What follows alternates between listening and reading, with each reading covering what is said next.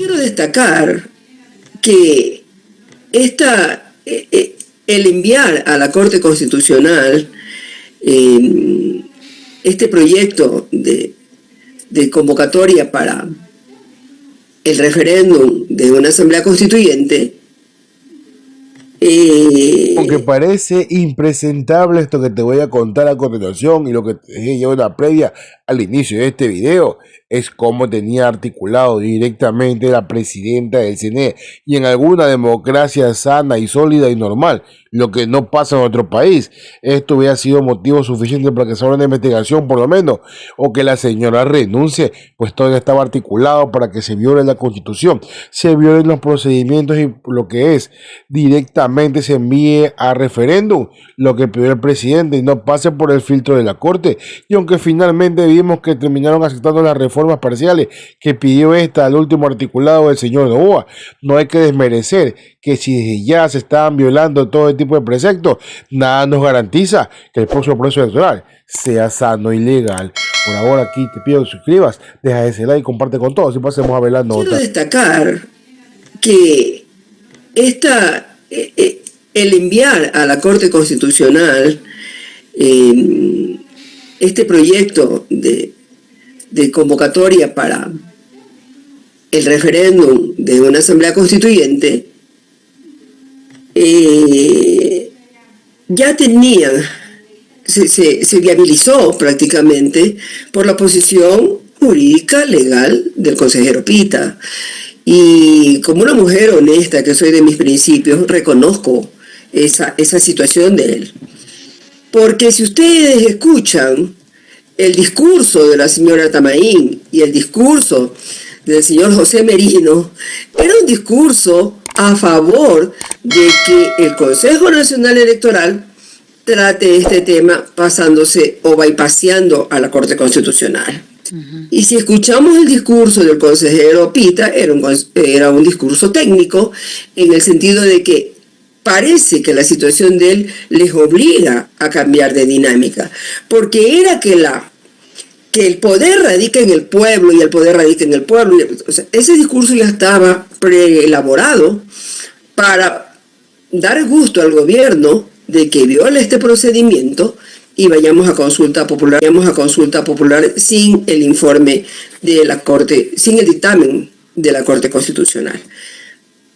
Pero es así que el consejero Pita, actuando con apego a la ley, y como ya saben que yo actúo, que yo no me iba a votar a favor de que se salte en este procedimiento,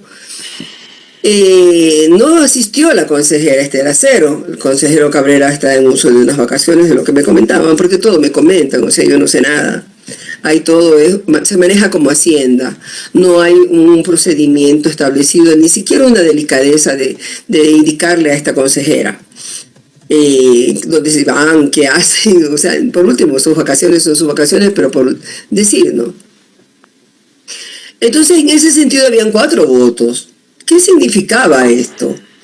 Que si yo votaba en contra, que sí iba a ser, y el consejero Pita de pronto en abstención, no sé, no iba a ver, iba a quedar la señora mal colgada.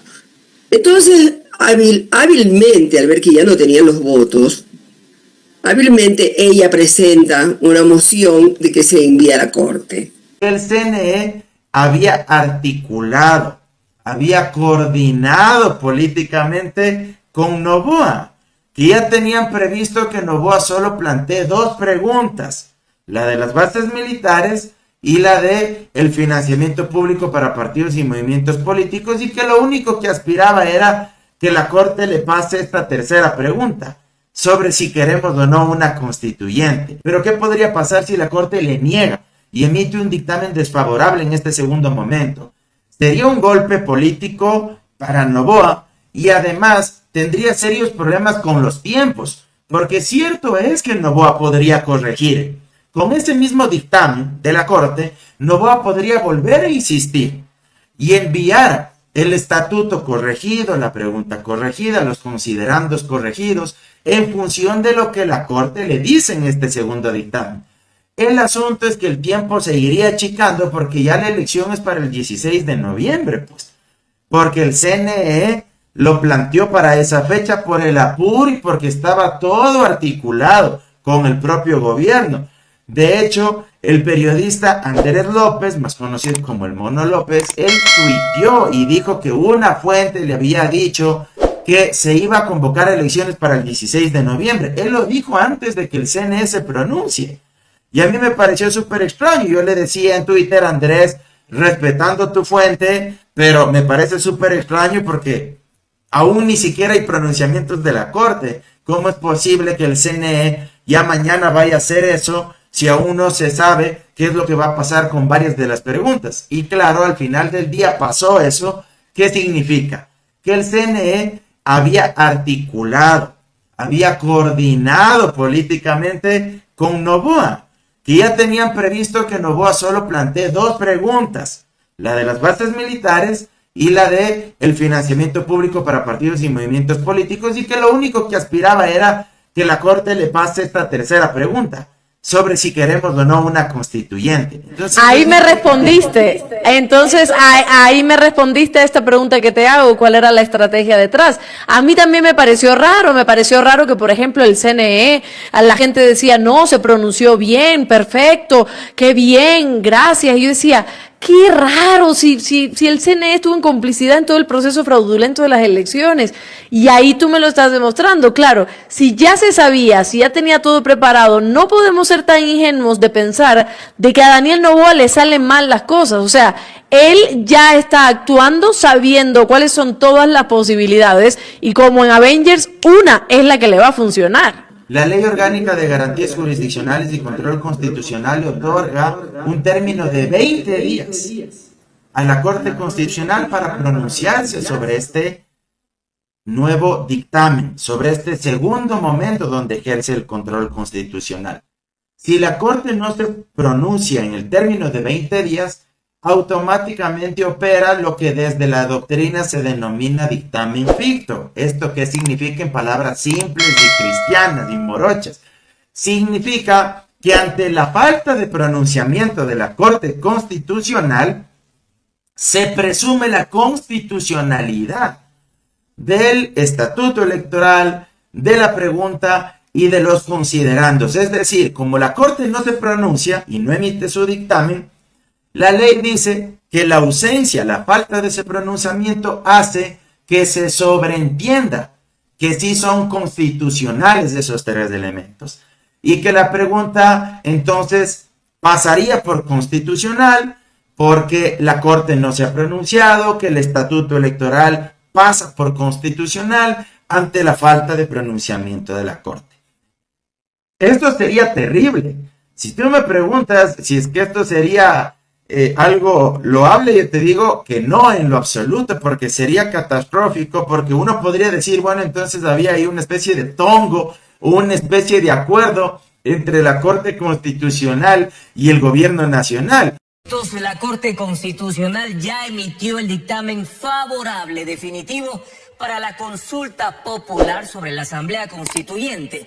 El organismo tomó la decisión luego de analizar las correcciones hechas por el presidente de la República, Daniel Noboa, quien esta madrugada había emitido el decreto 155 con los cambios solicitados por la Corte sobre el número de asambleístas, la asignación de escaños y eliminó 13 considerandos.